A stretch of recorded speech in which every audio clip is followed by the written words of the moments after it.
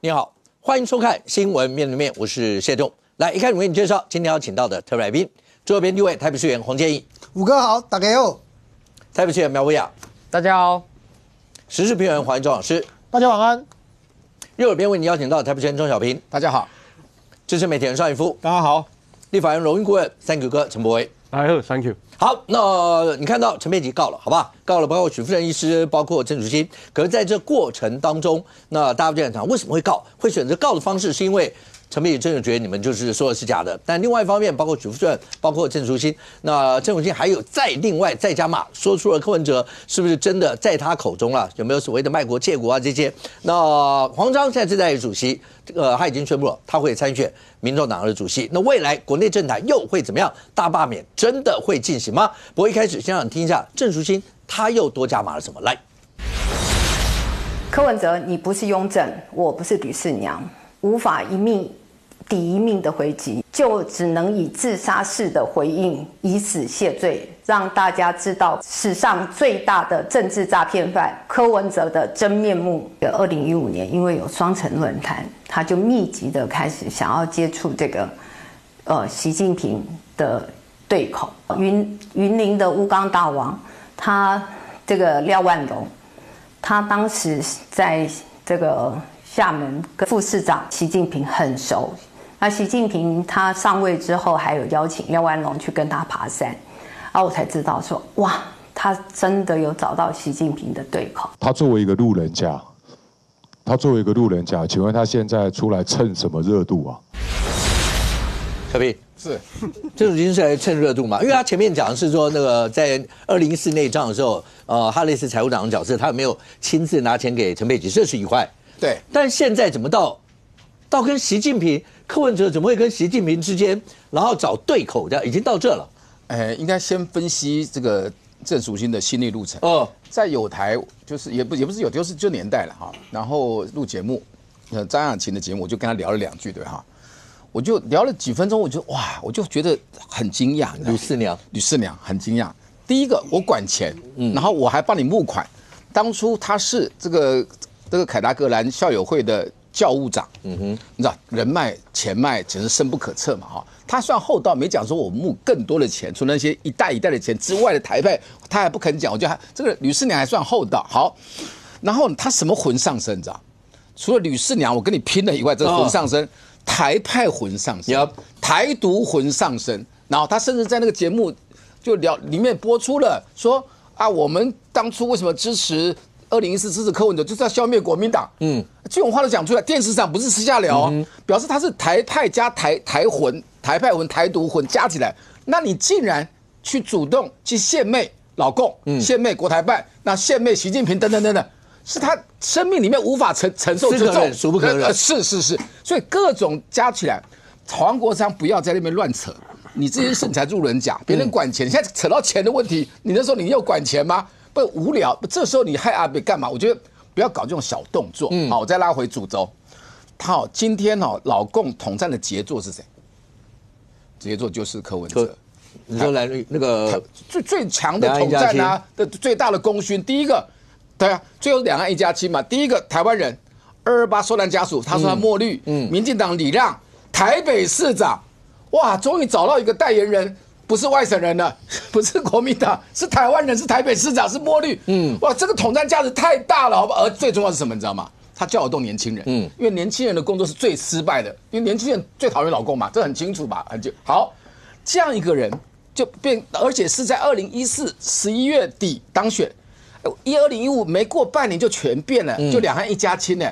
这种话郑淑馨听得进去吗？我讲蓝绿没有问题，可是蓝绿他跨来跨去人，我是看不懂啦。我们就是蓝，我们就是反共反台独，很清楚，这是一辈子，不管你有没有关注，就是这样子嘛。好，然后怎么样呢？那今天怎样？黄国昌骂他，今天特别是要告他那个陈佩琪，他无法忍耐了。他觉得你们这对夫妻是狼心狗肺。那我就当吕四娘，我虽然我会死，我也搞不死你，可是我让你的那个鸡毛鸭血也开心，这叫吕四娘嘛哈。所以呢，他又讲到这个他的人脉有我至少有3个东西，3项哈。第一个当然就是他以前在了20年，那个习近平在福建，到了从厦门副市长到了福建省委书记，待很长很长。所以当然那个时候台商1980几年代台商很大嘛，还取得江西南部的乌钢，全世界老共占了70%，那个是钱赚不完的东西。然后当然他跟他塔山干嘛？习近平的人脉是透过，可是后来习近平大了，他未必那么通啦。我觉得乌钢大王，然后吴金国从体育赛事，从办奥运那个委员，世界的奥运委员，那也是一条路嘛。还有国台办也主动出击，哪里只是被动这样弄？国台办是对他奉之如上宾啊，因为这个统战很重要嘛。所以我最后一句话，这个下去鱼死网破。我觉得吕四娘绝对在他被你抹黑杀死之前，我觉得这个祸端是另外一个祸端已起。建议是接下来会鱼死网破吗？我个人认为，原则上淑馨姐她所讲的内容一定有所本，而且她后面还有更多的东西。那我应该是讲说，2015年的柯文哲变了，淑馨姐后来今天讲的这件事情，我本来认为柯文哲是变了，但我没想到变得那么快。对，来大家看一下，摄影师麻烦，2015年的8月18，双城论坛在中国上海市的瑞滨金宾馆举行，当时的柯文哲对他们讲了一个15新观点，两岸一家亲，4个互相这个问题，尤其两岸一家亲的这个问题，后来回来感觉上他好像又要道歉了，所以那个时候的压力给他真的非常大。那我只知道说，今天淑馨姐所讲的部分很清楚，回到2015年的柯文哲，看起来有一些事情。比我们想象中的更离谱。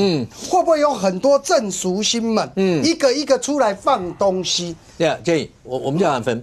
当许富顺出来讲说，在2014年的时候，他是不是有亲眼看到柯文哲他们把钱带回家？OK， 然后陈佩琪告，然后郑淑馨讲说他自己是不是有亲自点钱给了2次？对，这几件事情某种程度，他都是在跟我们从柯文哲，从包括金华城、政治先机。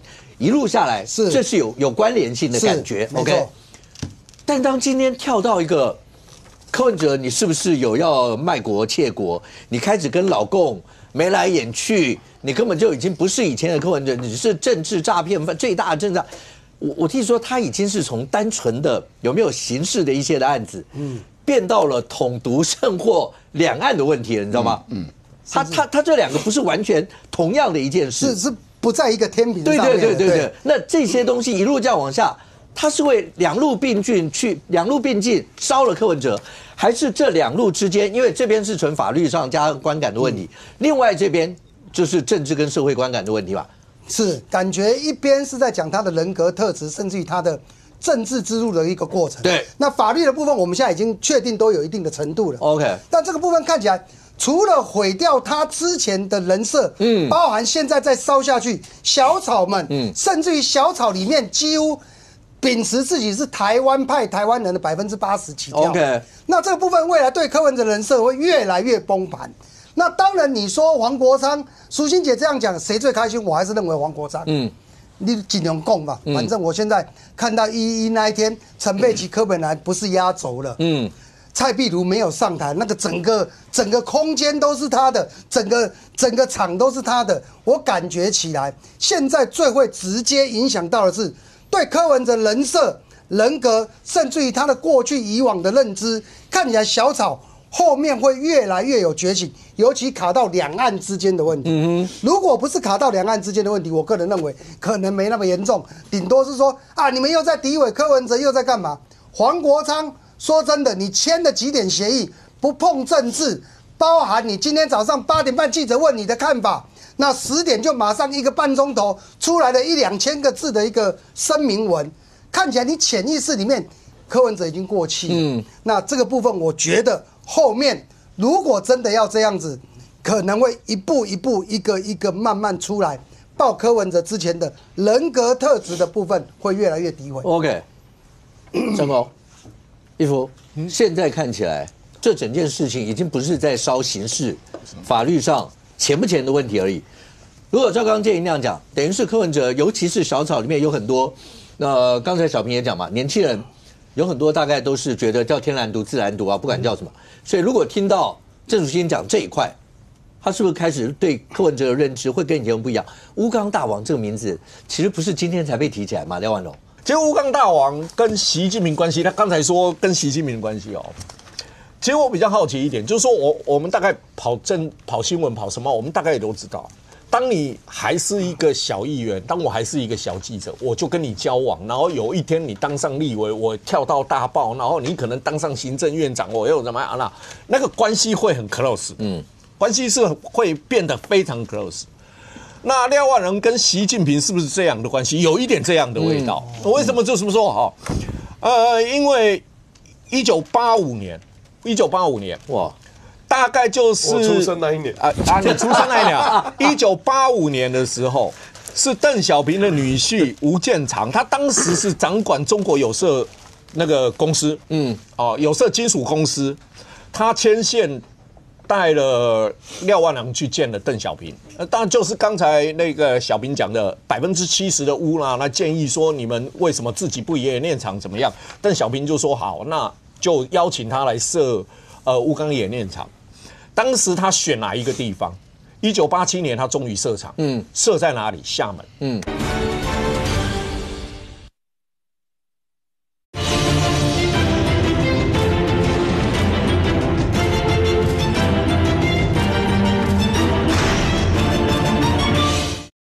当时他选哪一个地方？1987年他终于设厂，设在哪里？厦门，那习近平是1985年，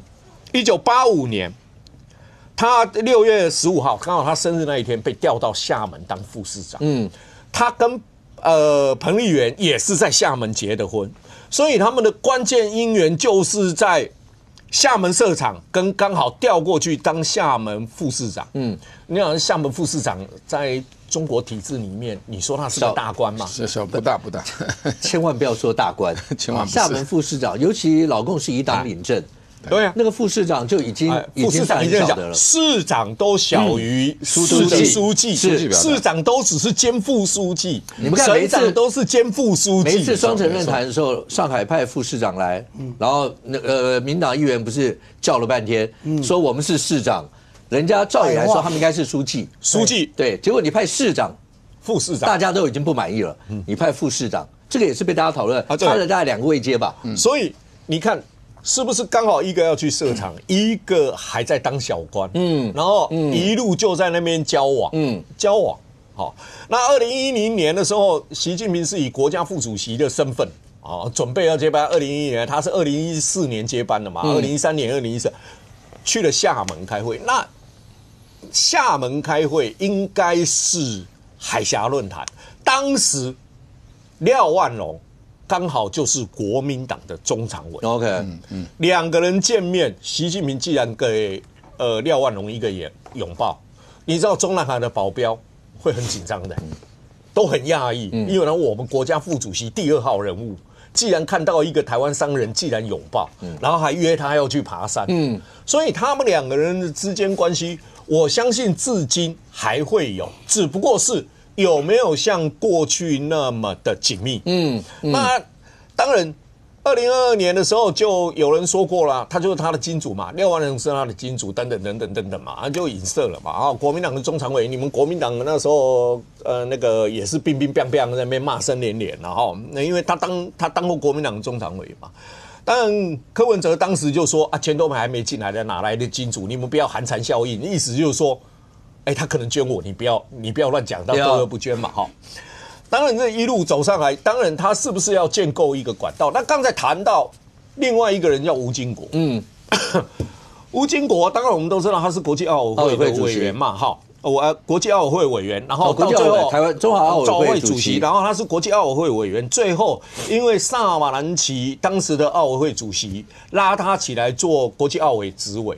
国际奥委执委没几个，10几个而已啊！执委，当时萨马兰奇有去跟中国讲，希望中国不要反对吴金国接那个执委，因为执委又比委员更高了啊！执委，当然你看到说2000年跟2008年，其实北京都有2次申奥，第一次失败是输给了澳洲，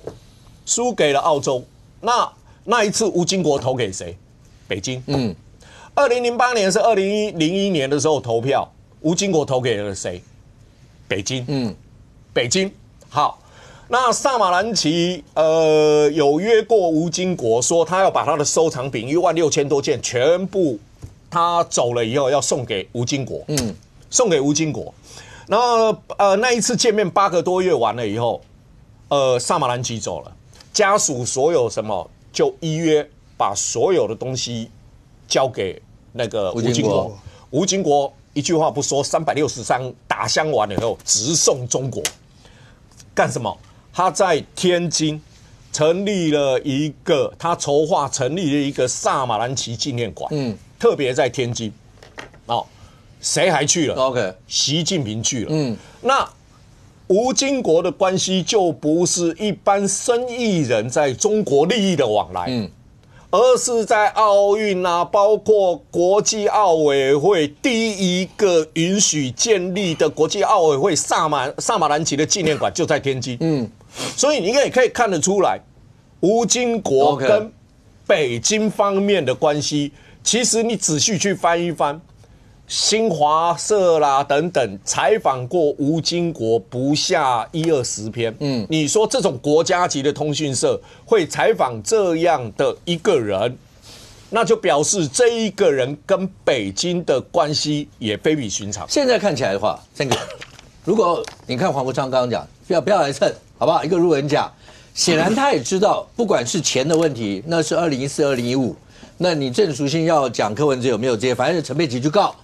可是你接下来再讲这些东西，会不会就真的造成一些影响？不要忘了定勾 K 那一场，蓝白之间感觉上，如果你问一些蓝营的委员，像叶元之他们就直接跟你讲，定勾 K 那一场是蓝白的一个新里程碑，表示未来合作的越发的紧密。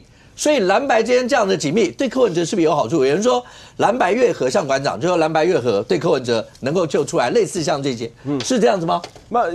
我这个定勾机这一场啊，我把它定义叫做未来蓝营白营的这个县市首长整合起点。因为现在你看宜兰有陈婉慧、吴宗宪嘛，然后新竹可能又有什么郑正前，然后我不确定是黄国昌还是谁会去选。那新北市也有，台北市也有黄珊珊、蒋万安的问题嘛，所以蓝营最希望的就是白营不要提名，白营最希望的就是给我几块地来玩嘛，不然的话我要干嘛？我2年条款之后我没工作所以你看我们要先看黄国昌的心路历程。他加民众党的时候，他知道有2年条款，他知道嘛。那柯文哲也坚持嘛，因为我如果用8个立委做4年，我就是只有8个将领。但我如果做2年再换8个，我有16个将领。他一定是这样子盘算民众党麻将也多嘛。那你要怎么说服前8个下来？就是叫他们去选县市长。所以嘉义张启凯等等的就有这一些风声出来。好。那可是对蓝营来讲，他怕搅局啊。我选一选，然后等下突然就跑一个出来，还不勿忘2024侯友宜惨案。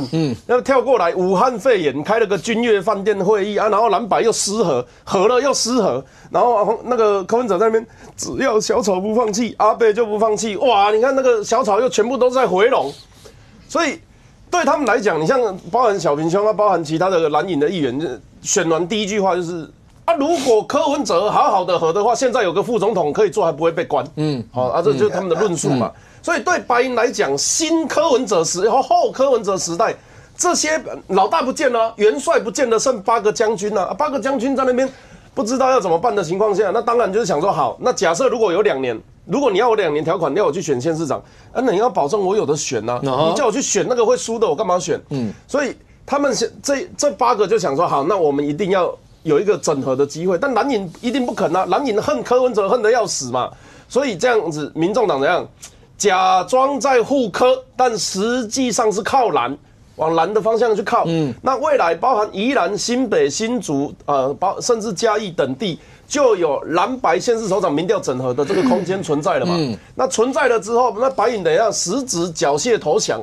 那对蓝营来讲，不管他剩3%、5%，这个都捡到嘛，对不对？去跑那个定勾机的行程，比跑公庙、跑联谊会、跑同乡会人还要多嘛。所以对他们来讲，就是一个行程啊。我也不用带人，我也不用动员，我就去跑个行程嘛，加这个锦上添花一下。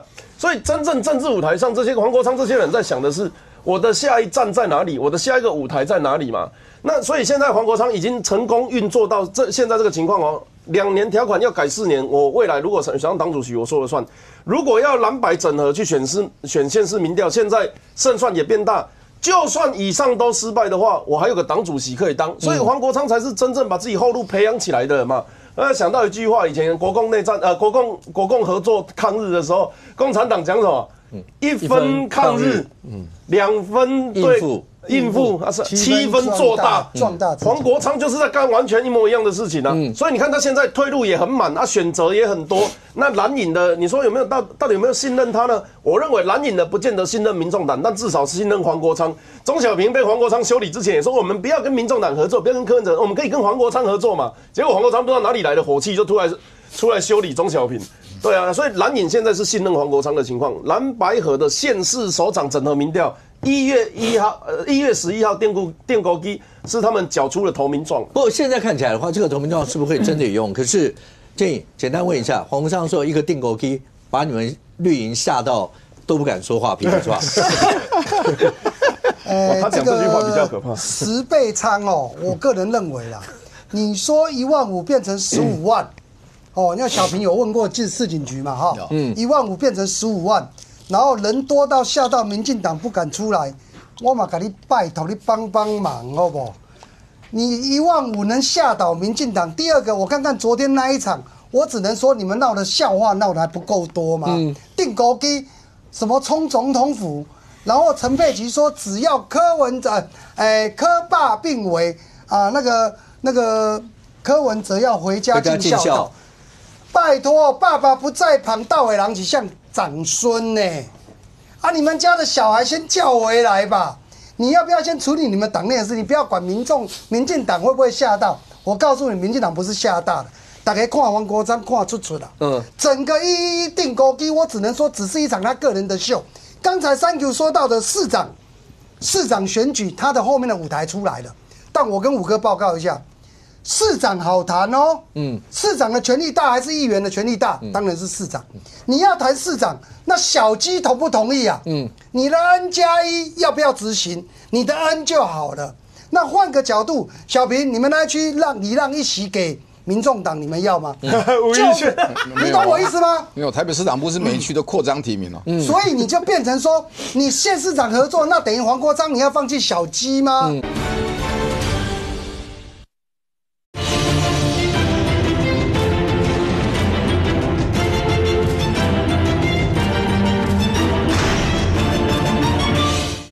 你懂我意思吗？没有，台北市党部是每一区都扩张提名了，所以你就变成说，你县市长合作，那等于黄国昌你要放弃小鸡吗？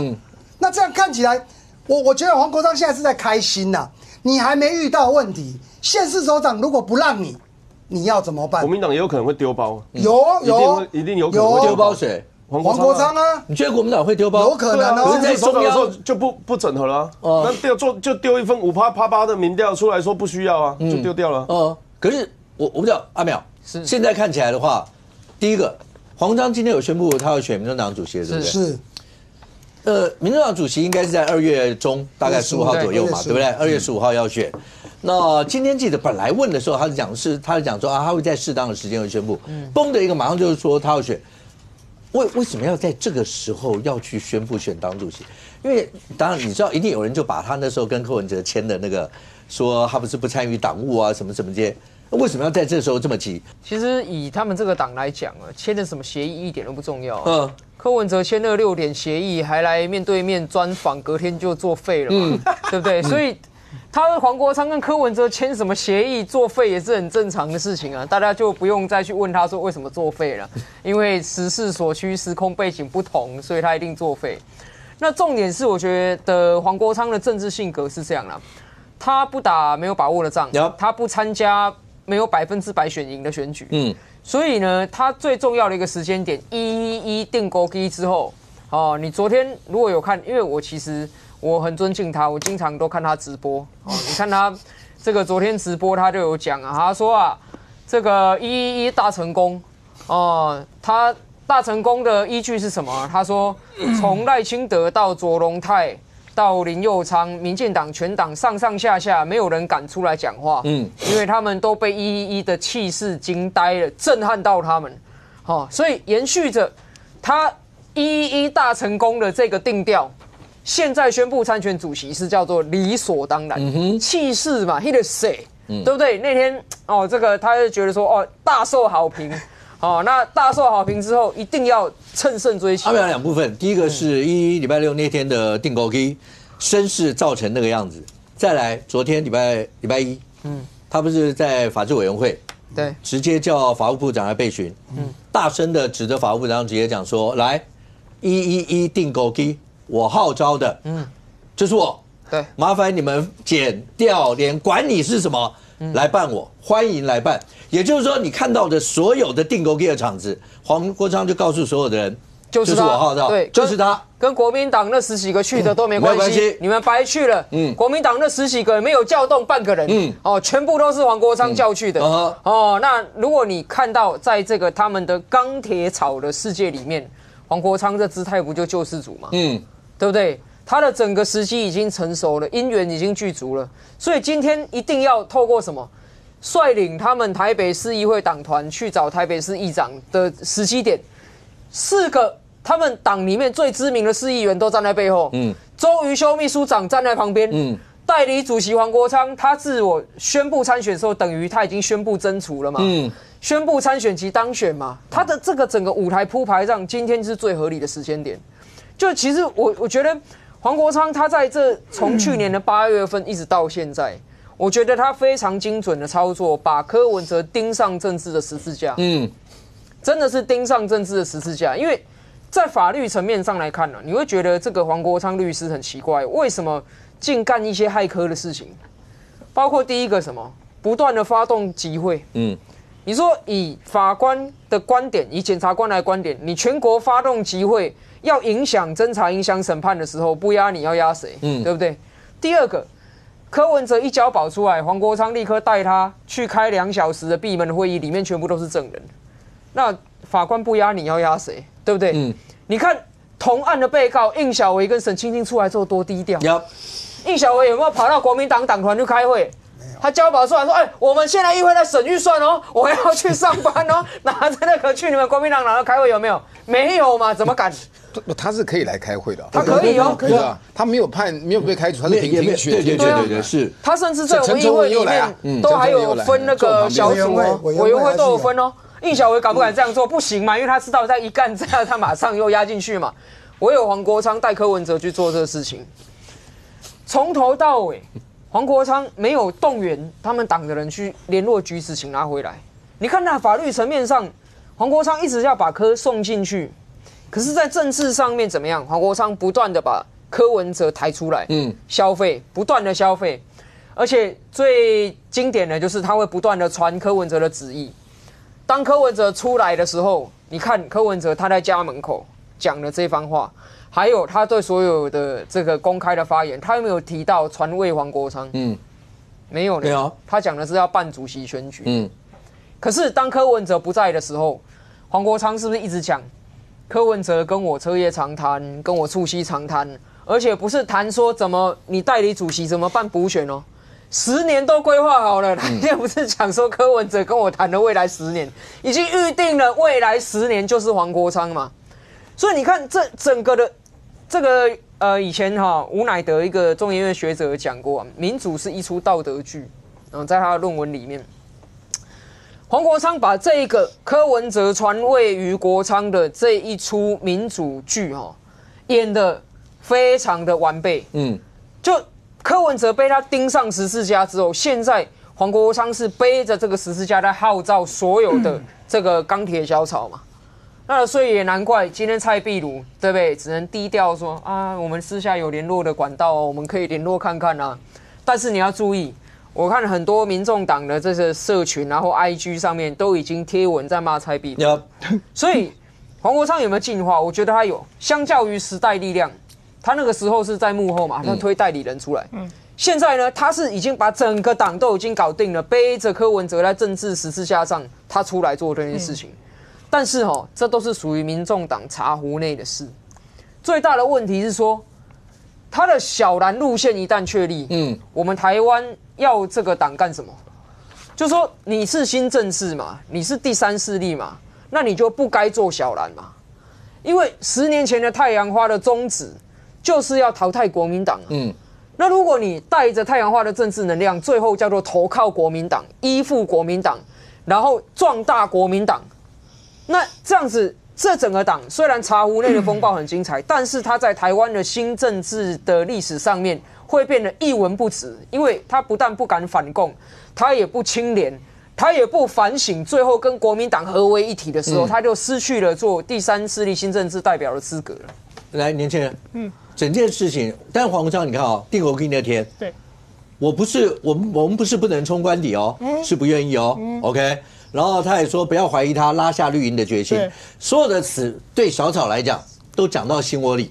可是好，你自己是年轻人，你看到今天包括郑竹英讲的那些，你又听到黄国昌今天，再加上黄国昌现在讲说他要去竞逐主席大位，所以你觉得年轻人会怎么选？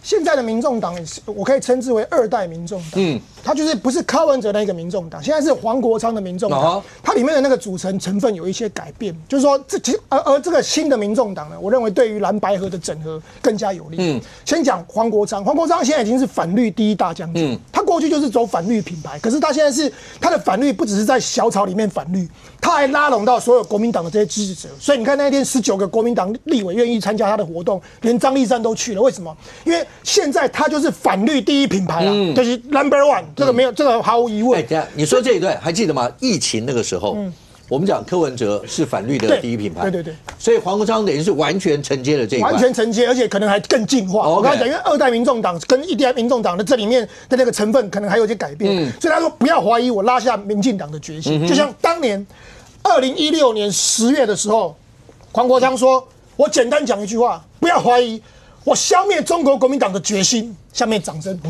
这是2016年，他还是担任时代力量立委的时候，所以他当年他当时他也是消灭国民党的第一大将军。那只是说现在物换星移，他现在是消灭民进党的第一大将军。然后消灭这个呢是2018年，当时还是实力的立委，他说贪污就去坐牢，不要再鬼扯了。他在骂谁？他说张荣卫这一次定验的8年徒刑啊，是后来更4审，什么高等法院更4审的啦，意思就是说他原本判14年了，就改破半年哦，去关一关读2年了，越判越轻。这是谁？张立善。这2018年的黄国昌是这样讲张立善的哥哥张荣卫，结果前2天张立善，也就是张荣卫的妹妹，嘛是乖乖卡第一啊，还倒数第2个上台，一样。物换星移的，在政治上没有在跟你讲道德，没有在跟你讲情操，有啦，就像我们这种，我啦，当年民众党也邀请我选立委啊，但是这是一个基本价值，我认为代表民众党，那我这些朋友我怎么教？可是你要在政治上江湖混，你就必须跟你过去这些朋友绝交。黄国昌已经做到一个极致中的极致，我平常讲是这样子，没错啊。所以今天，可是问题是，他还是党内。我刚刚讲，虽然民众党已经2.0了，可是还是有些人想要拉他。这里面有一个不死心的叫蔡壁如。蔡壁如今天早上就受访，他接受那个媒体的访问专访，他就提到说，他觉得黄国昌啊当民众党主席啊，与元帅亲征选新竹市长非常适合。他说可以鼓舞全党士气。黄国昌今天有回应啊，他就不理他，就讲一些不着边际的。蔡壁如又讲第2个，比如说。关于那个2年条款啊，他说，毕竟当初是白纸黑字的协议的。他说，他比如说，我个人是承诺重于一切的，我很重承诺了。他说重点是啊，如果没有实现这件事，就是2年条款的话，一共后面有8个准备的2年，后面8个备位立委准备2年嘛，不要小看这些破坏力。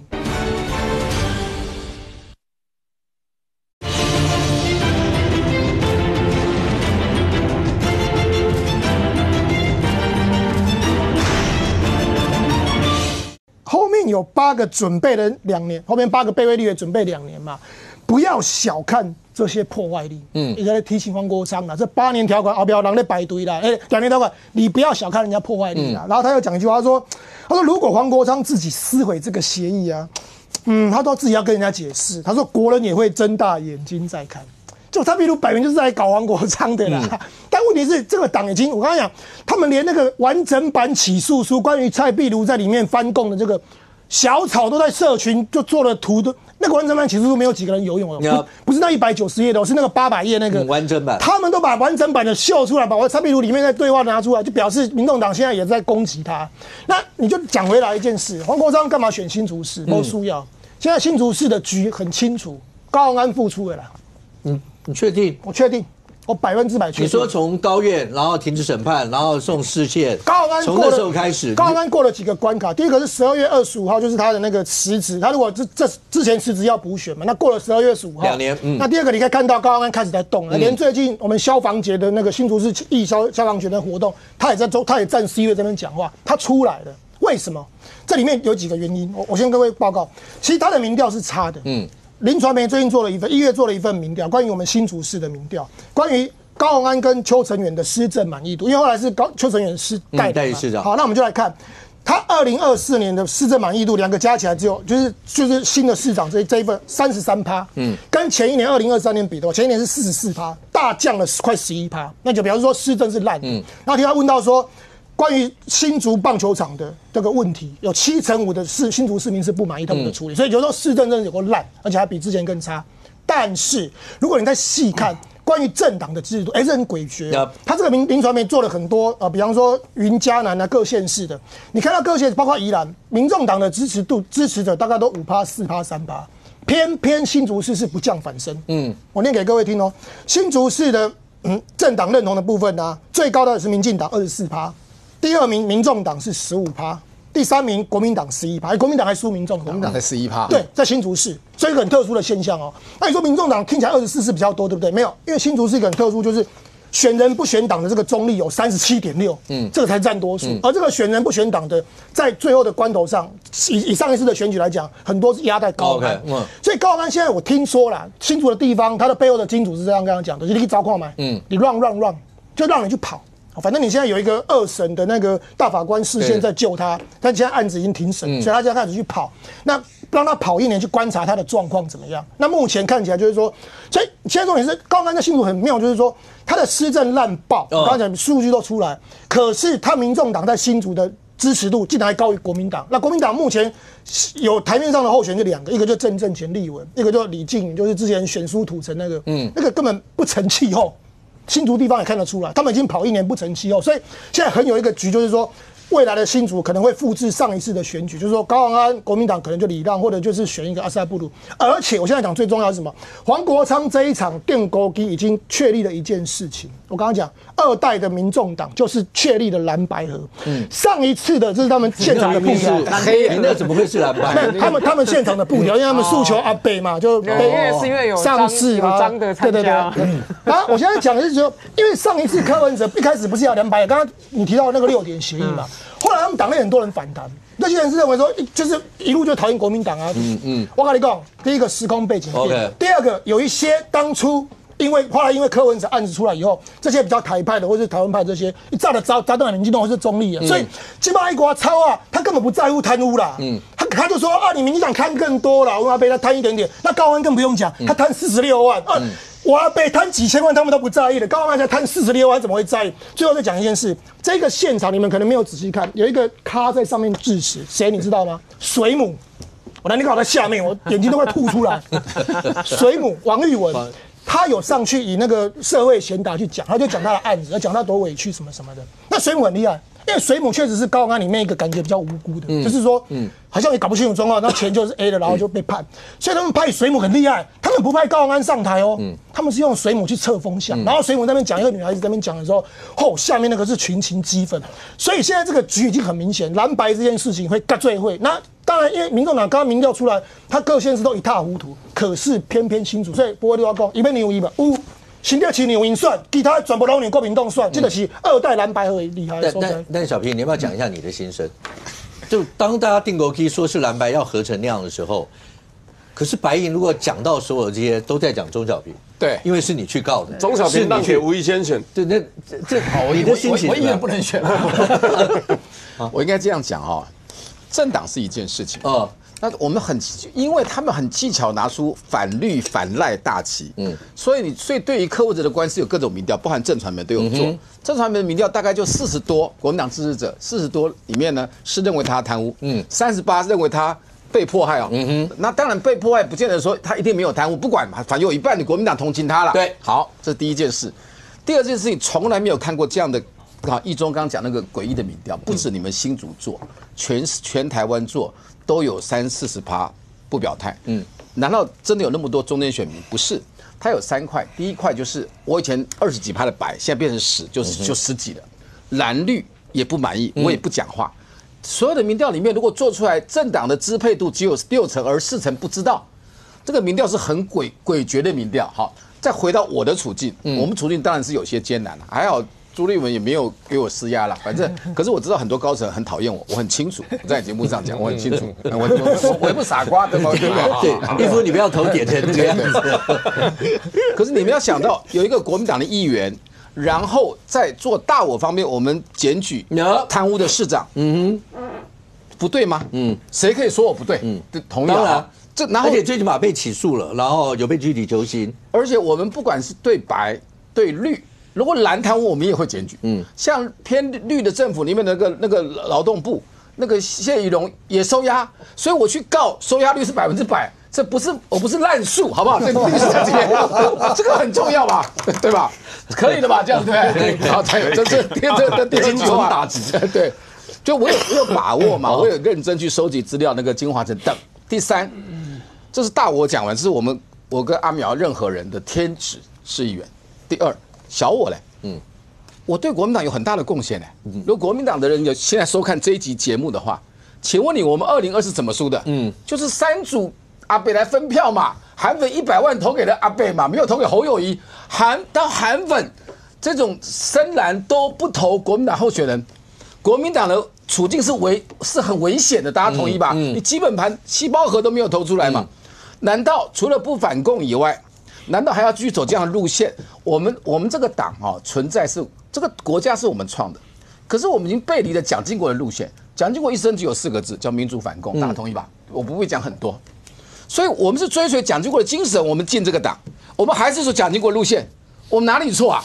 请问我们哪里错？不是，你应该是我们变非主流了，你应该去蒋经国路线变非主流，你应该去定国基那边跟你们那19个委员讲啊，你们站在这，那我算什么？当然就是我去，人家有邀钟小平不去啊，没有邀我，没有邀。好，我再回到今天2024，因为3组选输，我对党做出的贡献只剩2组他的主席还支持本党，那这样子还不行啊？可以了吧？可以。我们个小党员、小议员可以干这么多的活，我们应该记大功一次，不是被高层讨厌吧？不过如果你真的讲到看到小平讲成那么义愤填膺，他一直觉得他。市议员监督市政，理所当然，当然是应该这样。可是问题是，阿飞被起诉，少白银能够接受像这样的一些说法吗？可是你不管怎么说，你如果回到整体面，阿苗，第一个，沈清到底有没有送字画？如果起诉书上讲的沈清有送字画，沈清大概不会送一般那种太应该讲说随便一个复制画或是500、1000的一个画。唐伯虎的春树秋霜土，我不知道会不会送到春树秋。小鸡啄米，他真的有送吗？好，你不知道那个价值大概多少，可是一般来讲的话，应该也不会是很普通很赖的一个状况。可是除了那个以外，有人说这次19个蓝委然后去力挺定国基，表示阿北的副东局计划是成功的，是吗？这个其实起诉书不是只有190页了，完整版总共842页里面后面的那个证据清单其实杀伤力更大，因为他把很多证人的笔录的内容都写出来了那所以其实民众党一直在问证据在哪里，证据在哪里，证据在哪里？他这个问法其实有一个美感，就是他不想让他的支持者去看到起诉书。所以他会用各种方法去形容，然后去讲说起诉书都乱写啊，都没有证据啊。从头到尾你不会看到任何一个民众党的政治人物，他开直播，然后把起诉书一页读给支持者看。他们只会叫支持者说不用去看。那像是刚刚提到的这个字画的这个部分，其实就在这个后面的证据清单里面，还有讲到第19跟第20。为什么要讲这个？因为他这个是从朱雅虎的手机简讯跟柯文哲和李文忠通的手机简讯里面找出来的找出来说什么？2024年8月份扣案的，他是108年、2019年8月就接上线了。2019年8月的时候就接上线了这个柯文哲收到了朱雅虎的简讯，说被告沈庆京转达愿意代为解决蔡壁如的薪资问题，跟赠送画作供民众党党部摆放的事实，这是什么？2019年的时候，沈庆京不断的在跟柯文哲示好。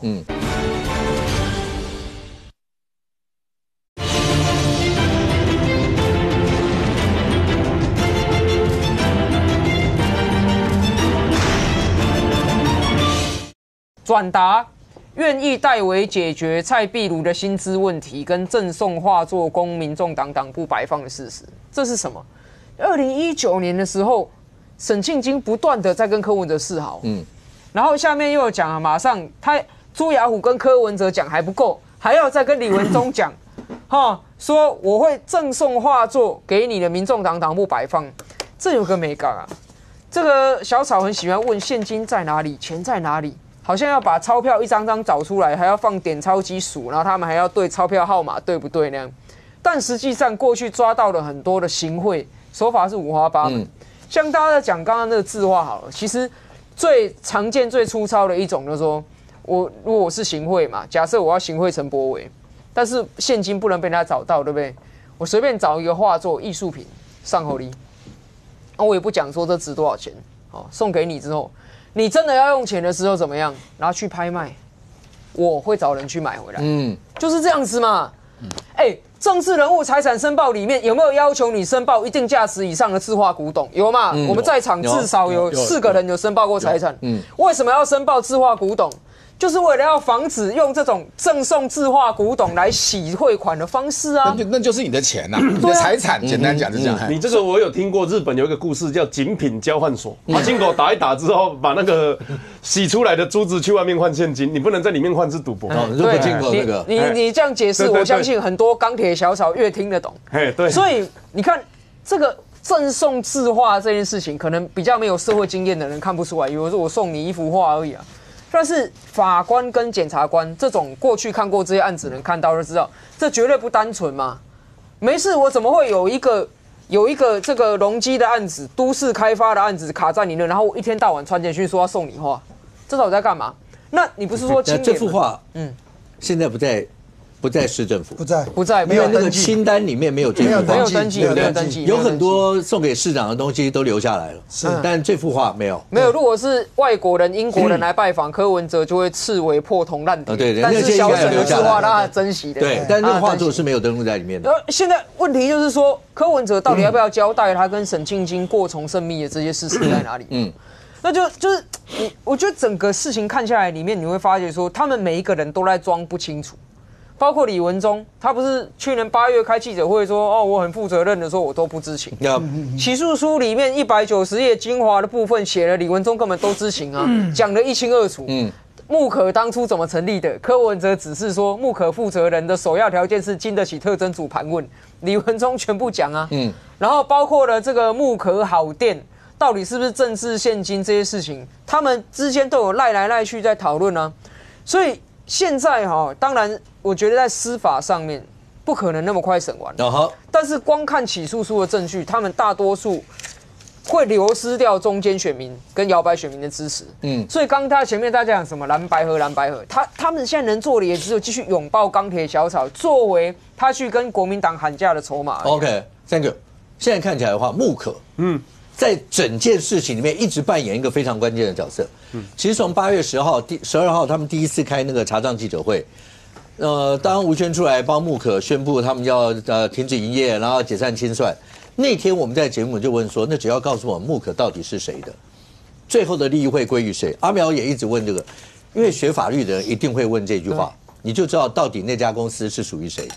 可是现在不管怎么说啦，反正就是只要柯文哲的肖像都要经过授权，然后中间都有钱的一些问题，所以这件事情整件事情来讲的话，那木可在这边扮演非常重要的角色。确实，柯文哲其实把他每一个组织啊，他都有给他一个很明确的功能跟这个定位。像以前众望基金会就是中途之家，就是台北市政府搬出来啊，然后要进到总统竞选总部之前的中途，然后众诚就是屯田计划，那木可是干嘛的？木可就是用来选举洗钱的啦，讲白了就是这样。因为啊，你看在整个起诉书里面，不管是也不只是起诉书啦，在他身边人都知道钱要怎么挪怎么拿，他想方设法，这个叫做这个叫做 Do the right thing。看我这个真的很厉害。他说啊，授权合约所载著作财产权之全部权，包含照片、声音、影像、书以及科批。这 KP 这2个英文字都不要注册哦。你以后写字写 OK 只能写 O 不能写 K 哦。KP 2个字都注册。更扯的是，他还把 Do the right thing、Do thing right 这个也注册。那他用这个方法来干嘛？就是说，你如果有用到这个东西，那木可公司就要缴钱给柯文哲。那木可的钱从哪里来的？从小草那边来的。那木可的员工谁出钱的？从政治现金出钱的。这个不是洗钱，什么是洗钱？这个就是从头到尾扎扎实实的把他的政治现金扣里白。那扣里白的时候就先分成2桶，一个叫做民账上面的政治现金，一个叫做木可小物，以及授权，以及活动，以及租车，他就弄在木可。然后但是木可如果要花钱的时候呢，又用政治现金的钱去支付，等于说木可这边只会钱越来越多，因为他有收入没支出，支出非常少。然后呢，他的唯一支出大项目的支出是支出给柯文哲。这个还需要解释？我其实苗博雅很用心，还做一个这个起诉书给小草去读。这个眼睛差不多瞄到就知道是犯罪了。我们根本连不然就只有你最聪明。我们选过的我们都不敢做，只有你柯文哲敢做。我跟你讲啦，黄国昌跟黄珊珊也没有拿折扣码啦。看伊2个嘛，知有贵。这个你做的时候哇，折扣码歹啊！这以后你还赶紧的叫黄金颖去折扣码，叫陈志涵去折扣码。啊，黄国昌、黄珊珊躲在后面举双手啊，没，我们没有票，我们不要折扣码。那还有一个也是不知情的，这个就更有趣。所以对柯文哲来讲，选举就是一场生意，他只是来赚钱。这个人叫吴欣颖，吴欣颖是中华民国副总统候选人。是进起诉书里面问他说：“你知不知道竞选总部在干嘛？你有要求肖像权吗？”吴欣颖说没有。他说：“那你知道募款小物需要出资跟这个木可公司购买吗？”他说要。就吴欣颖如果要拿这个木可的募款小物，他还要自己花钱买。对，你要自己去买那个什么文哲摇头娃娃之类的啊。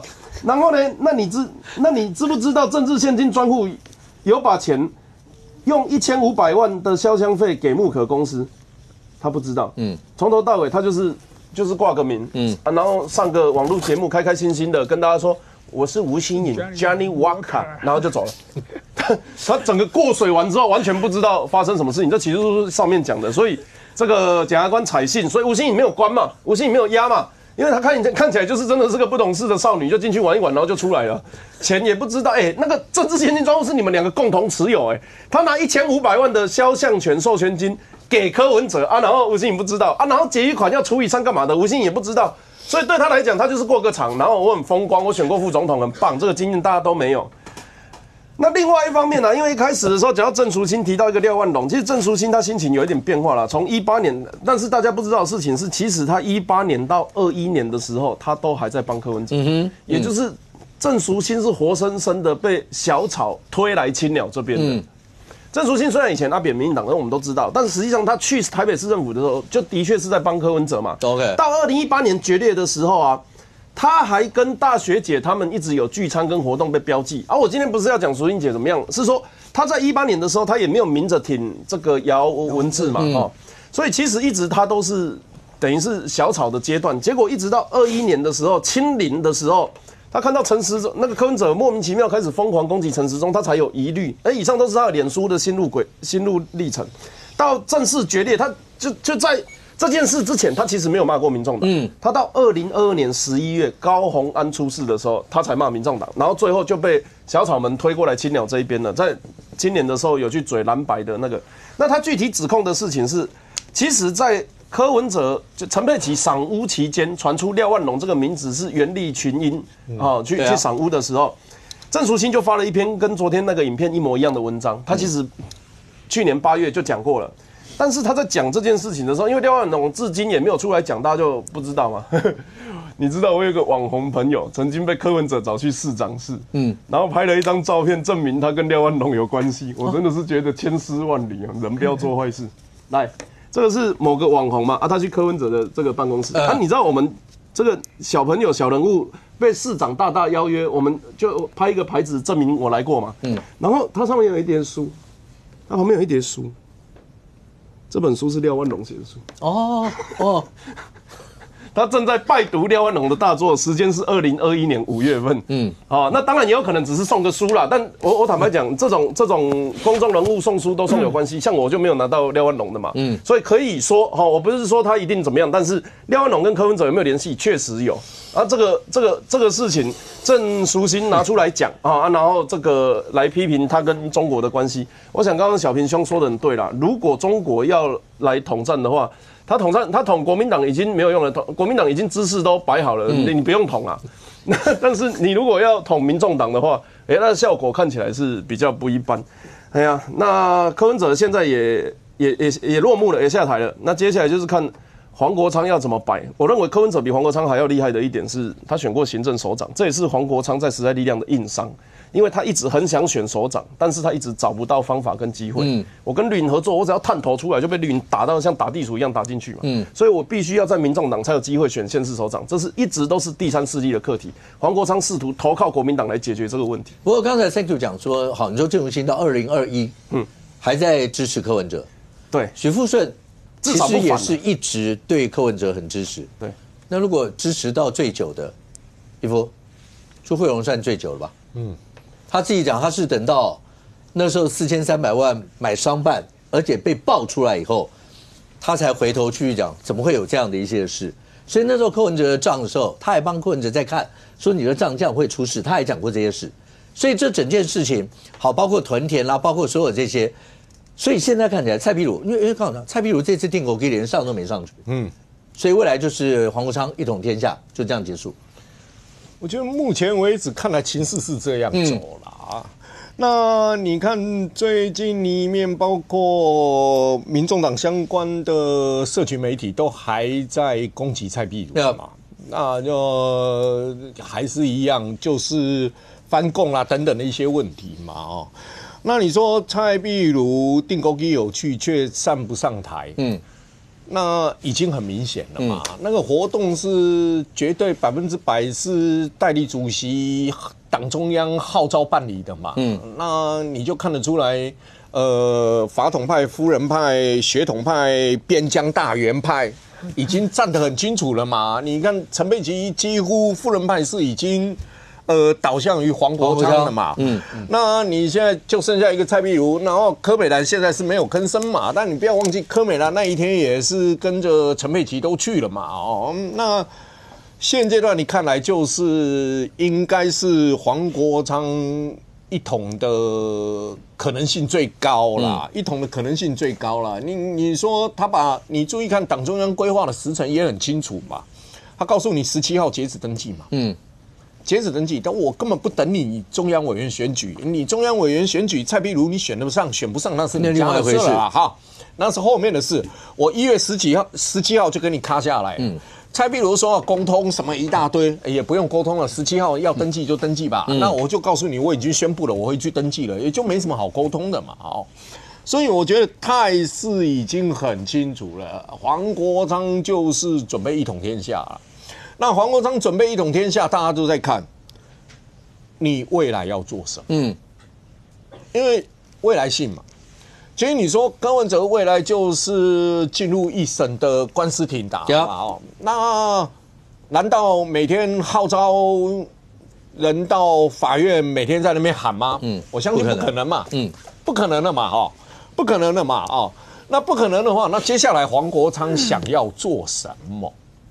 其实你看他一直现阶段不管怎么样，他还是要把法统派的神主牌摆在那边，就柯文哲一定要讲到柯文哲，不管怎么样，我要做3件事，让柯文哲出来能够感觉到光荣等等等等等等，他一定要把柯文哲摆在那边，因为某种程度上，他必须把柯粉透过活动，透过什么去转换成支持他嘛，柯粉、昌粉、民众党的支持者。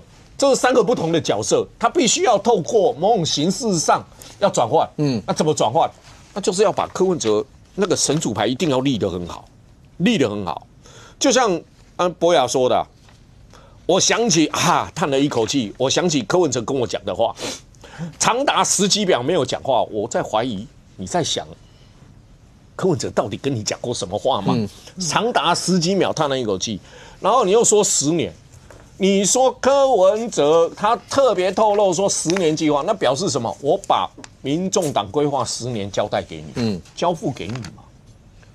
就是黄国昌就要表达一件事，柯文哲把民众党未来的10年交付给我嘛，未来的发展计划10年交付给我嘛。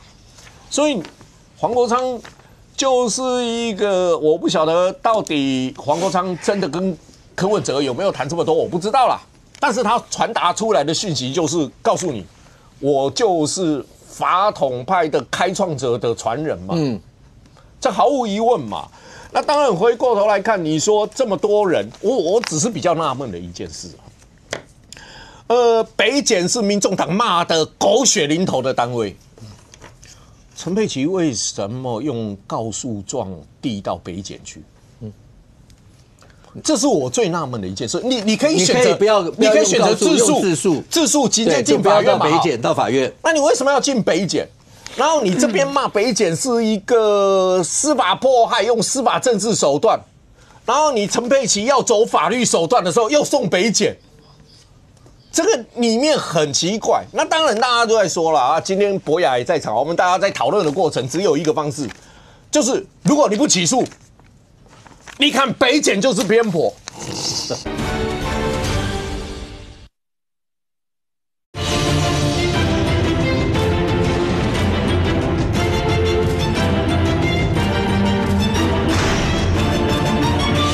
今天博雅也在场，我们大家在讨论的过程只有一个方式，就是如果你不起诉，你看北检就是偏颇。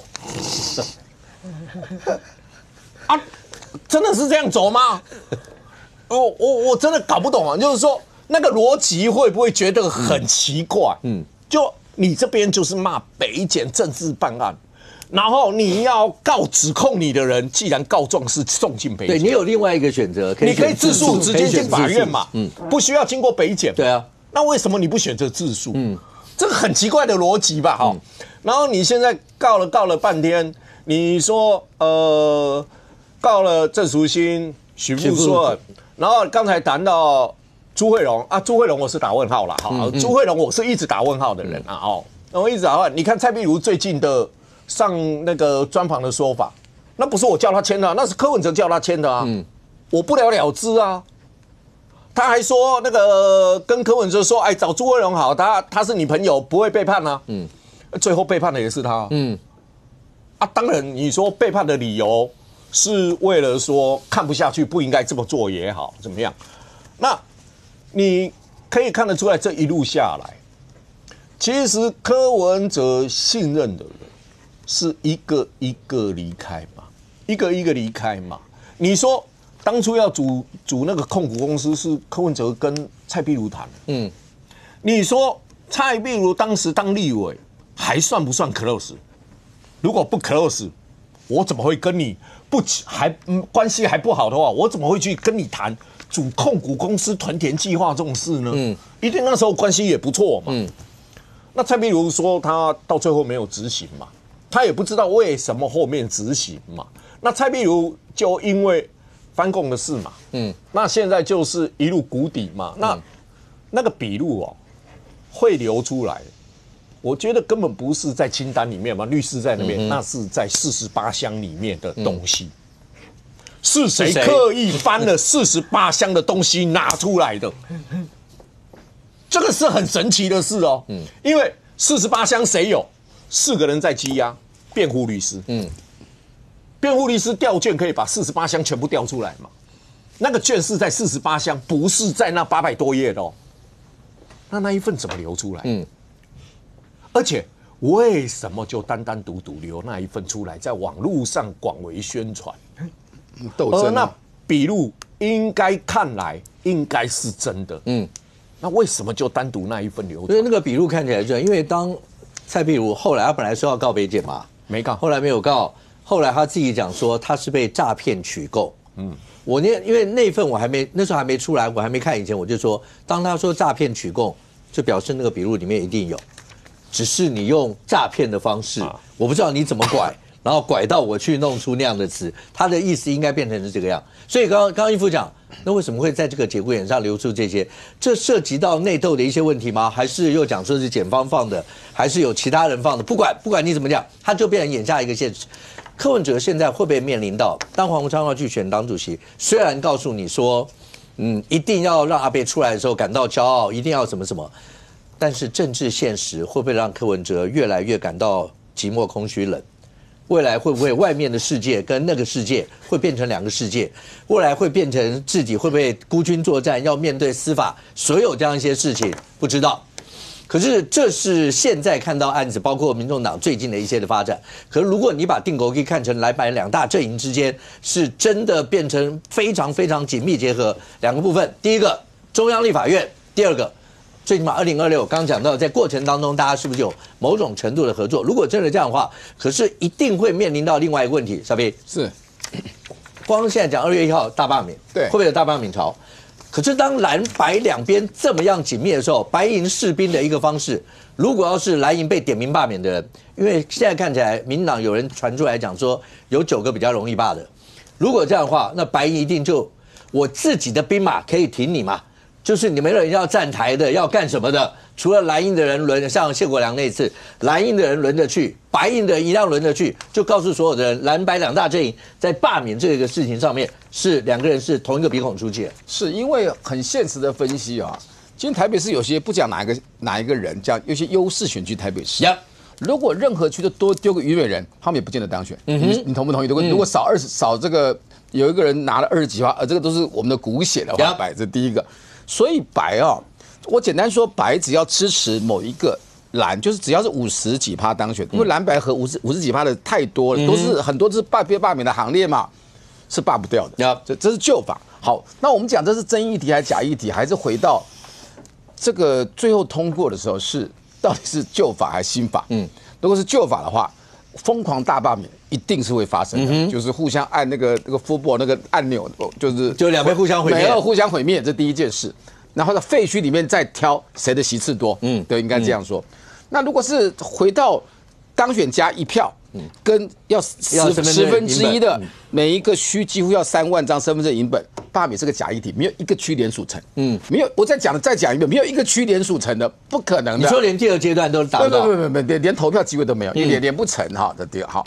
那我假议题我就不谈，我讲到真的真议题下去啊，如果可以罢的话，那种可以。那两个人很有趣喝咖啡的意义有多非凡？这个比我们当初蓝者中明跟韩国瑜喝咖啡的是比当初这2大党当初喝咖啡是民进党跟这个赵少康有没有？不要推那柯文哲，不是柯文那个叫那个什么那个施明德选院长，还是张进成阿扁搞一下跑票？好，20几席对，好，那个现在怎么样？请问韩国瑜跟赖清德里面在党内处境是不是很艰难？是。那请问大家觉得这样罢来罢去觉得很烦，也是。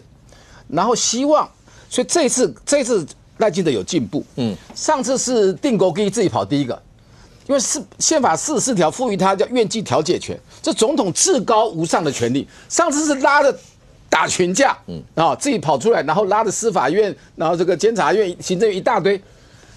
因为他被柯总召搞惨，因为他动了这个郑文灿，我认为动郑文灿是对的，好，那可是他被郑文灿的后坐力影响太大，鹰派跟现在的叫做赖系还不见得新潮的全支持你，那是形同水火，处境艰难。好，那我们的韩国瑜呢也艰难，有一个权力至高无上的总召，还有黄国昌加起来62席。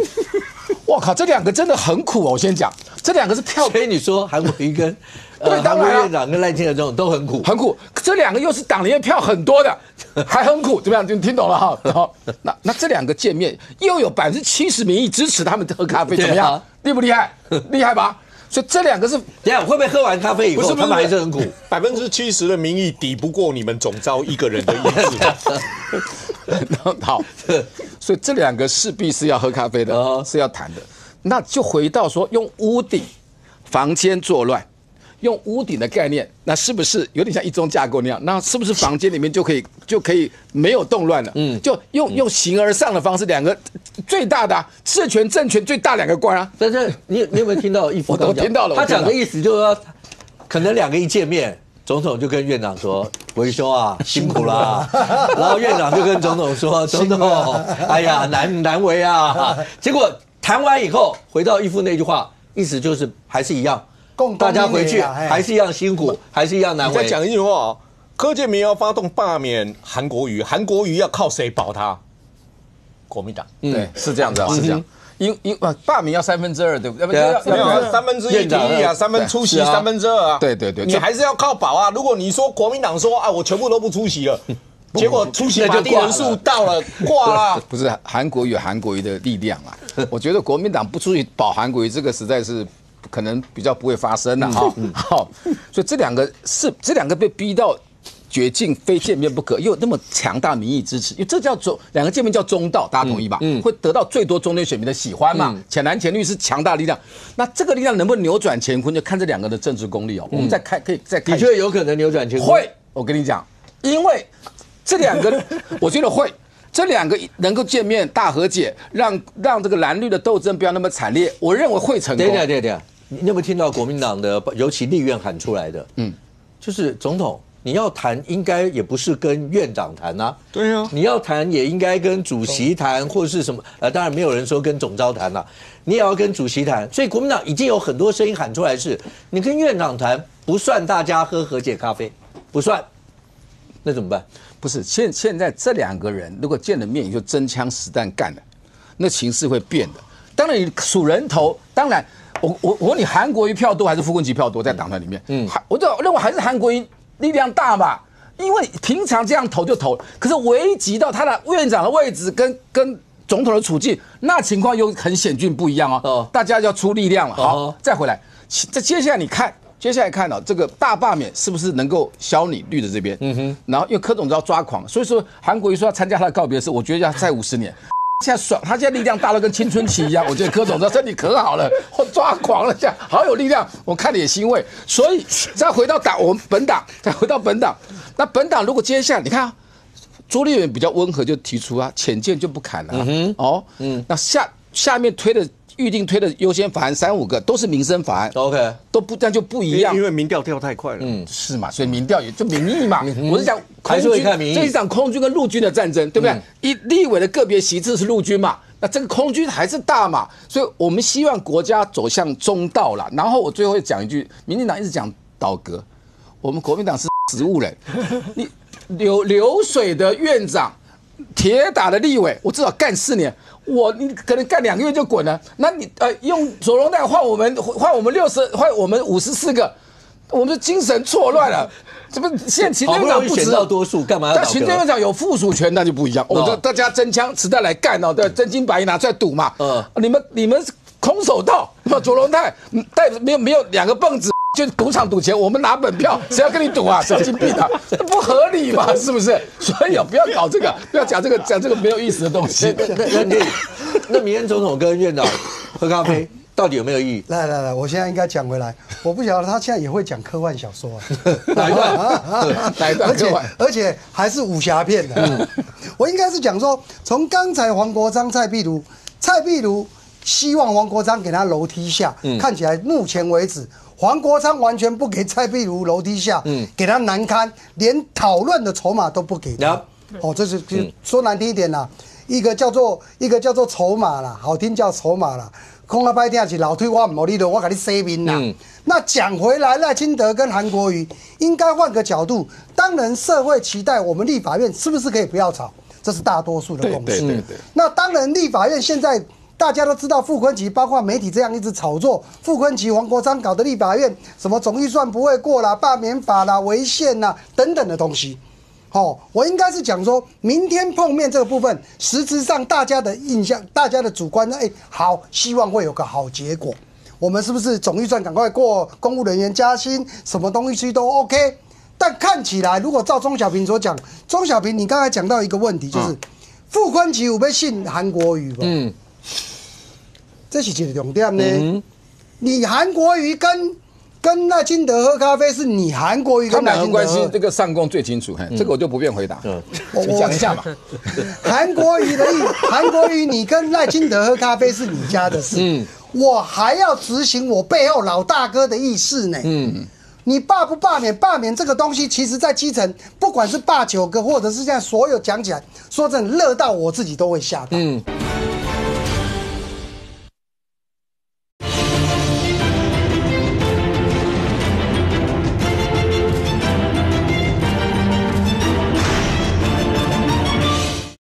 我还要执行我背后老大哥的意思呢。你罢不罢免？罢免这个东西，其实在基层，不管是罢9个，或者是现在所有讲起来，说真的，热到我自己都会吓到。我们自己都会吓到那种，很热。我的选区刚好跨2个，一个是王宏威，一个是徐巧芯。那种热度热到。真的，我看不出来，这些人他不见得支持绿的呢，但是他也是去联署，这就是整个社会观感的问题。至于明天的喝的咖啡，我只能讲说啊，喝完如果傅昆萁不买单，那怎么办？你说傅昆萁背后老大是谁？你刚刚讲的意思？当然啦，我们媒体报章杂志都在执行谁的意志，这样的绝对不是朱立伦，绝对是朱立伦不够重量，更大案，对吧？更大案。所以你现在来讲，小平当然是笑谈明天的见面会了，但我实际上这其实身为一个总统的高度，他必须要稳定民心。他让你们知道，我们现在在谈这个问题。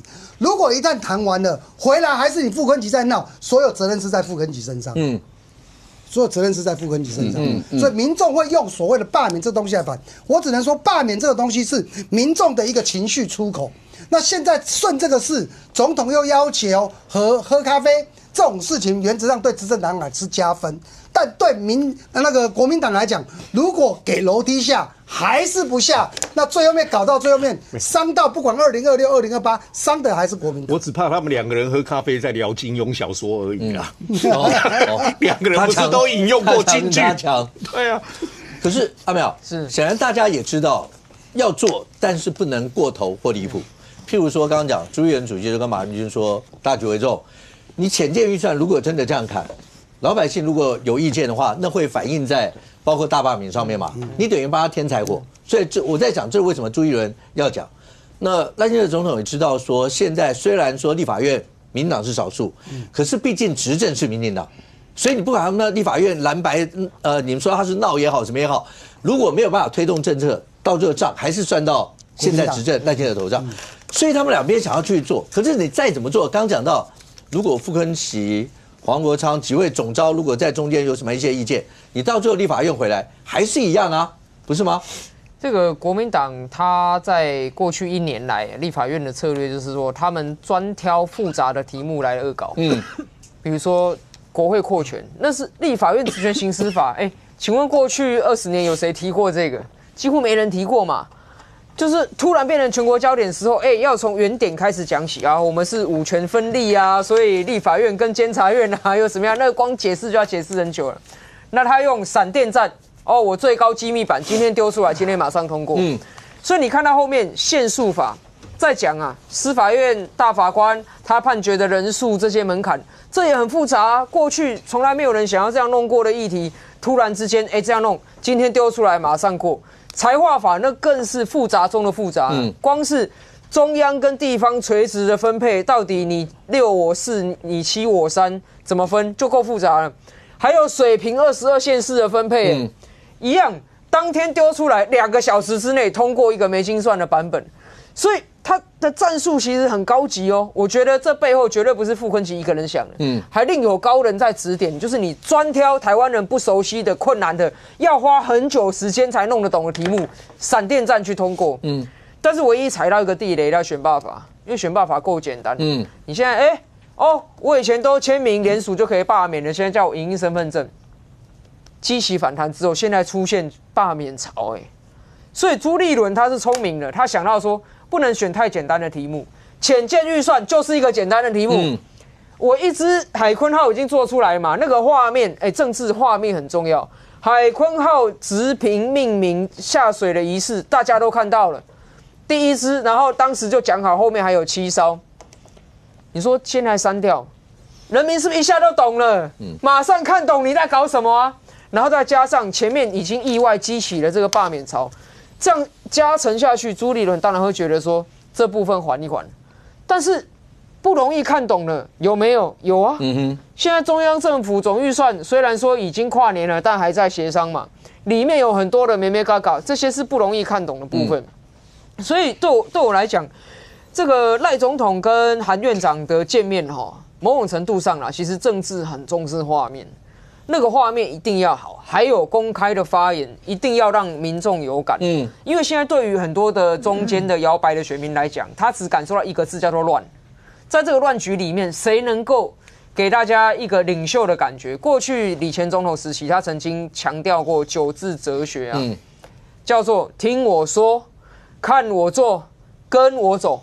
这个是一个政治领袖你要呈现出来给民众，你说，只要是按照我有一个好方法，大家做了，这个国家就会好，那你的民调一定往上走。所以赖总统跟韩院长，当然你会说他们见面之后，傅崐萁听不听那是另外一回事，但是有的时候政治是形势比人强。如果赖总统跟韩院长谈一个和解路线，而70%民意赞成这个和解路线的时候，我觉得不得不跟着走。傅崐萁再怎么样，他只能凝聚蓝营里面的20个，好不好？深蓝选区不怕罢免人，给他20个，那他能做什么？不要忘了，51再加6就57了。所以现在对于民进党来说，主席还有10几席不分区，主席帮忙韩国瑜也很重要。对，他要能够去动摇那个关键摇摆的6席过来的时候，其实立法院的这个局还没有走到死巷子。不过如果真的是这样的话，可是有人讲阿苗最后那个数学是有很多绿营的算法，就绿营现在51席，对。你只要过6席，对，就是57，谁过57谁拿半嘛。只是现在蓝白阵营2个加起来就是62，再加上无党籍62，所以有很多人是从这个数学去算，大不了大家全国走一趟嘛。对，全国弄完以后，那能拼就拼过，拼不过那只能回头是这样，因为他们始终不相信大家可以用谈的方式达到刚才讲的那些方式。谈的话，那只是一个形式，就是说在国家的领导上，我觉得不管是以韩国瑜的高度，他毕竟是立法院的大家长，他不是只有国民党的立委院长，他是大家长。那赖清德更不用讲，是全民的大家长。所以这2个高度够的人，他们见面，至少传递一个讯息，就是说这个国家没乱。好，就是说他基本上他的那个还是按照那个步骤去走经济成长这一块，我觉得他们是传递这个讯息。但是就地方的这些选举来讲的话，那对很多这些青鸟的朋友来讲啊，难不成我倒你以后就让你 University 让你爽4年吗？不可能的。尤其去年那一整年国会乱成这样子，都像刚刚阿苗讲，很多法都是2个小时前丢出来就修法。你讲难听点，你今天占多数也不是。民进党也不是没有遇过多数，以前阿扁执政那8年，国民党都是多数啊。对啊。但是那个8年的国会没照，基本上那想要干嘛就干嘛。那当年还有协商，所以那时候我们台湾才有立法院才有个所谓政党协商，就是说有一些东西大家还是可以各退一步。这政治是妥协艺术，但看得出来去年没有来妥协了，反正就是大家要干嘛就干嘛。那既然这样，我不跟你妥协的话，那就是用选票来决胜负。所以我觉得柯总召讲出来的大罢免是这个意思。就有一种气魄，然后地方的话，反正罢免没那么简单啊。第一个你要先提案呢，提案完以后还要联署呢，要1/10的选举人1/10的联署呢。你能不能联署过都是个问题。我老实讲，所以气矿买嘛，多少建议够大家气矿买嘛啊，基本就是反正各区大家努力看看。旧法联署，我跟你讲，郭台铭的效应啊，一堆人会坐牢。然后调查局跟地检署会很忙。以前会睁一只眼闭一只眼抓。用力抓，我跟你讲，绝对出大事。这个所以也要小心。即使旧法用抄的话，你知道那个也是个大司法的问题。所以大家要努力嘛，就是不是说联署要过就那么简单。这个我觉得第一个是光这就已经很难，而且尤其是当它范围是大的时候，不要干单。但是不要紧，如果你这一区的立委你已经被联署过了，那你就接受考验吧。就都已经过了，那就像谢国良他联署有过，那就接受考验。结果谢国良挡住了这个罢免以后，然后就慢慢就稳了呀。所以我觉得那就是一个期中考，不要把它想的好像说对立到这种程度。相反的，刚才讲那个用算术来讲的话，那个是说如果只有民进党就是如果国民党被罢了几个的话，民进党席次会单独过半。问题是国民党嘛是可以很逃，国民党吃素的。是啊，朱立伦说我不咬了，人不咬我不咬了，那也要反咬啊。而且我觉得国民党现在咬他们还有个底气。过去国民党最缺的是什么？你知道？我们在上去年总统选举，前年都看了老半天，国民党怎么样就是拿不到40岁以下的票啊，怎么样就是没有啊。但现在有白银哦，他们今天大补完吃的饱。国民党过去那些年轻人最讨厌的那些国民党，他们还是讨厌国民党。可是今天有一个白银在那边做支持，所以白银帮他们撑住了那个年轻票。而且重点是我已经讲过，现在是2代民众党，像打棒球一样，2代民众党呢，对于之前那个1代民众党比较小清新，他们觉得国民党垃圾，不想要跟这种不干净的站在一起。但是2代民众党如果都可以接受柯文哲贪污几千万的，他已经没有什么清不清新了。所以2代民众党他们巩固的这一批年轻票，正是国民党最缺的那一票。所以国民党的底气其实强。所以我觉得这个大罢免民进党也马出来蛋，而且因为国民党他们过来这边的时候，其实那个一来一往，数字加减减不一定。但是我觉得这就是一个底气嘛，大家。而且国民党在上个月那民调掉了12%，这就是个底气。所以我觉得用这样的方式，从联署开始看第一关，然后联署过了以后再看投票，这个来顺便也给就是等于是一个期中考的概念。在2026还没正式县市长选举前，我觉得用一个期中考的方式，大概来修变，这不是坏事啊。可立夫不要讲41对38了，现在绿营喊9个，觉得是比较容易罢掉的蓝营有没有9个？蓝营也直接喊了绿营2个，白营也有喊绿营的喊了1个，也就是说。大家现在各自有人质在手，你动我就动，大家动，这些如果要加减回来，可是再怎么动吧，刚刚就讲到，那比起刚才讲总统跟院长谈，可是总召之间到底谁才能够主导未来？尤其在立法院看到这些，还在未定之天吗？我是说，它里面其实总统跟韩院长喝咖啡，其实他们2个人喝咖啡，但是你忽略了底下的矛盾性。我所谓忽略底下的矛盾性，民进党你要不要挡住公民团体不要发动罢免？我谈和解啊，你这边在走罢免，你叫国民党团去跟你和解，可能吗？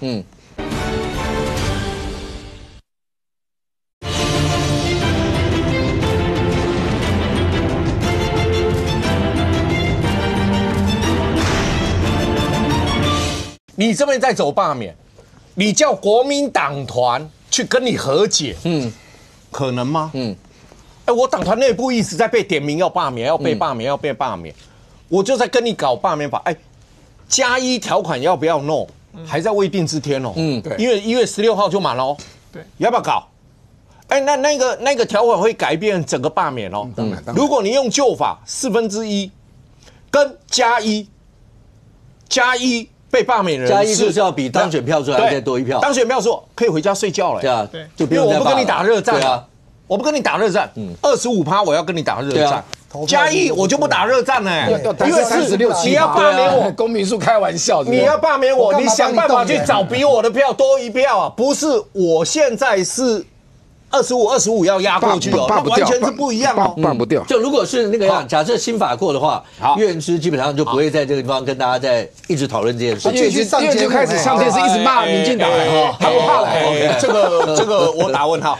你是板桥的哦？不是，因为你一面票数，你一面好了，过+1。那我就问一句话：1月16号前，如果国民党为了要保住不罢免，硬闯这一关，你告诉我如何和解？你告诉我如何和解？2个人在上面吃饭啦，喝咖啡啦，不管啦，聊金庸啦，什么都可以啦。底下打成这样怎么和解？还有一件事，你国民党要和解，白银怎么办？白银现在就是要跟赖清德对干啊！黄国昌代理主席讲的话有没有听到？赖清德威权，要赖清德下台。现在你院长去和解。你要黄国昌吞了，我们就是要跟赖清德和解吗？柯文哲的案子怎么处理？我觉得那个和解的空间几乎趋近于0，是因为公民团体，你民进党能牵制公民团体，你不要动，我要去谈和解吗？白银可以接受，黄国昌代理主席接受，好，我跟着国民党跟赖清德和解，那柯文哲该死，你去死吧。你那个逻辑底下的逻辑矛盾，整个都产生。那如果深蓝跟黄国昌干到底，我们国民党民调会升吗？没有，那是一个乱不动的局我觉得那就变成2个人单纯喝咖啡吧，喝咖啡吧，朋友碰面聊天，对啊，喝咖啡吧。那底下这些问题，你认为韩国瑜要怎么出来处理？白银黄国昌，我们跟赖清德和解，能劝得动？然后民进党要去劝公民团体我们要和解啦，你们先不要罢免啦，先不要，可以吗？做得到吗？如果这都做不到，那基本上哪来的和解空间？完全看不出来。如果要真的讲的话，那看来国内政坛这个局真的是难中又难之解。那我不知道怎么解了，因为如果要是总统、院长，然后刚牵扯到说包括圣货总召，然后包括民间团体，所有那些如果全部都摆进来，没办法了哈，没得谈。好，我这样讲哈，如果韩国瑜的力量大还是傅昆萁大？当然是韩国瑜放在站台干嘛，对不对？如果韩国瑜是深蓝教主，大家没有意见吧？他这个深蓝教主还愿意为了国民党好，然后往中间走，我们的人国民党还要动这个人，这样子不通吧？这样对国民党好吗？再加上黄国昌来缴获，但我知道你讲的有道理，因为局势很难，可是我们要。如果我们不是难就放弃嘛，就随波逐流嘛，我们就还是要提升嘛，对不对？洗涤心灵一下嘛，洗涤心灵。这样听起来，小平其实也不满立法院现在的一个状况。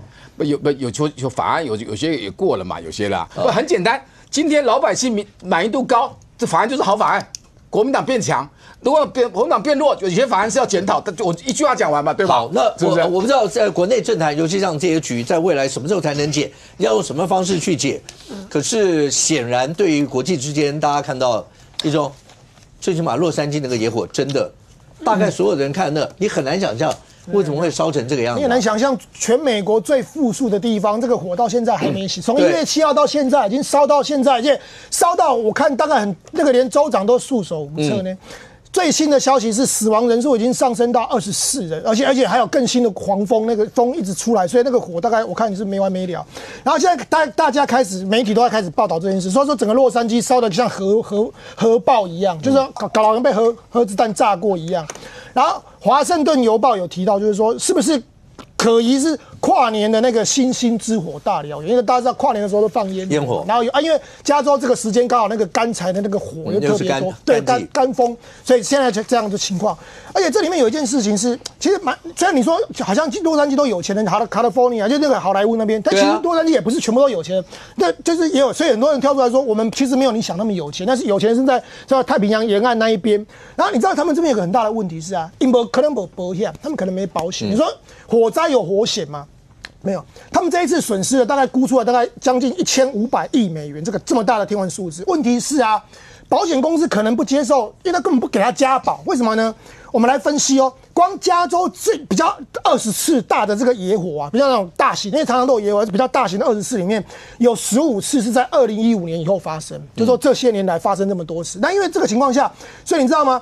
在2023年呢、啊，加州市占率最高12家的保险公司啊。其中有7家，12家里面有7家都暂停了加州这些产险的保单，你不爱修啊？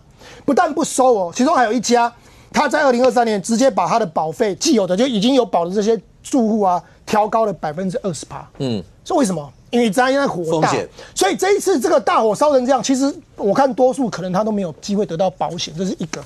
然后另外一个就是说，还有人很白目哦，就是说有网友 po 在那个 TikTok， 他说。他去洛杉矶那边帮忙救灾，然后回来以后到那个圣塔芭芭拉的海滩，他看到有人在嗨放天灯，天灯不是只有平息放，加州的海滩也有人在放天灯，他就骂他说：“你是白目吗？你到底知不知道就洛杉矶有发生大火，还在那边给我放天灯？”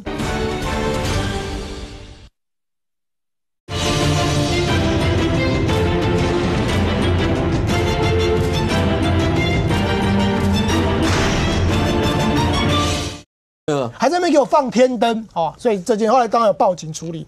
然后呢，这里面呢也看得出人性的光辉，有人去救灾帮忙，但是这里面也有人很残忍。他说这个野火有1.2万个房子被烧毁嘛，结果你知道怎么样吗？有些房东就要准备发这个国难财，租金含涨77%，因为很多人灾民房子被烧，他们要找新房子嘛，被租金直接涨了77%。就美国当然美国政府当然会生气。那你说这件事情有没有扯到政治呢？有。为什么呢？因为加州的州长纽森被认为是最有机会2028年挑战总统的，因为他当过旧金山市长，他长得又帅，那现在是加州州长。那这贺锦丽输了以后，被认为他是最有机会，所以川普火力全开，而且纽森57岁，是个正年轻嘛，所以川普就火力全开，就骂他。川普每天骂他啦，骂他无能啦，骂他说，反正就是什么消防栓没水啦，然后管理署没钱啦，拜登留这个烂摊子给我啦，就遇到这个，所以这里面背后还有一个意思，就是说，因为川普也即将要上任，那加州加州你也知道，永远基本上都是民主党的铁票区，就改那修料就是这里面又牵扯到一些复杂的政治因素，所以一方面大家忙着救灾啊，灾民忙着逃难，然后二方面呢，政治的口水火力，而且最好笑是，我觉得川普很厉害，他把 Newsom 叫什么你知道吗 ？New Scum，scum 是人渣，英文的人渣啊，他把 Newsom 后面直接把它连成 New Scum， 他就是说扭渣，就是连这个要好好讲 ，News King 会告他，还是就是人家还救他，两个还可以在那个中间交火，所以这件事情什么时候能因为台湾其实很多朋友大家都住加州洛杉矶，所以我们也是在持续关注，当然希望可以早日平息这场灾难。当然环保非常非常重要，尤其人的生活上面来讲的话，不能因为经济发展牺牲了环保。但这次过程当中，有人就在讨论。因为过程当中，因为环保的议题跟经济发展，甚或这一次整个后续的一些为什么会造成火灾，然后救灾的过程，很多的这些都会跟当初环保中间会被拿出来一些讨论，譬如鱼啦、青蛙啦这些，为什么会讨论到这？因为主要是川普有特别谈到嘛，他骂就刚才讲的骂那个加州州长嘛，他是说加州的水资源局啊，就是在保护一种鱼，什么胡瓜鱼啊，什么然后要给它水啦等等，在那个防洪设施里面呢，隔离跟那个防水防火的那个防水设施什么都没有做，就为了把水要给这些鱼啦，等等的，所以就骂了那个州长嘛然后马斯克也后面也在讲，那他讲的又是另外一种那种红腿青蛙、红腿蛙，说也是保育的啦，所以为了保育这些动物呢，你就不设那一些防火隔离啊等等一些都没做嘛那当然就这样讲着就变成好像救鱼不救火，救青蛙不救火不救人等等，就在这一批人嘴巴，当然。因为刚刚州长就说是这个民主党的嘛，他的民主党的民主党，那当然大家都会用一个字词，就叫左交误国嘛，左交这个形容词是从香港开始的嘛，但是左交这个形容词放在美国的时候，就形容什么？形容那个偏民主党的那个自由派，所以这一场里面就变成了。大家里面，民主党跟共和党里面，现在共和党的川普啦，什么在攻击那个州长用的字词，就环保、救鱼、多元价值、不救火、救青蛙、不救人，就变成这么一回。OK， 希望洛杉矶的大火真的能够尽快平息。那到底该怎么样？我相信已经不只是美国的议题了，生活变成全球的一个议题。那对国内政坛来讲的话，当黄章宣布要角逐民众党主席以后，那未来国内政坛蓝白绿之间未来的怎么样的发展，我们大家拭目以待。明天总统院长的和解咖啡喝完以后，那明天晚上面对你就知道最后效果到底怎么样？非常谢谢所有来宾，也非常谢谢观众你的收看，新闻面对面，我们明天见，拜拜。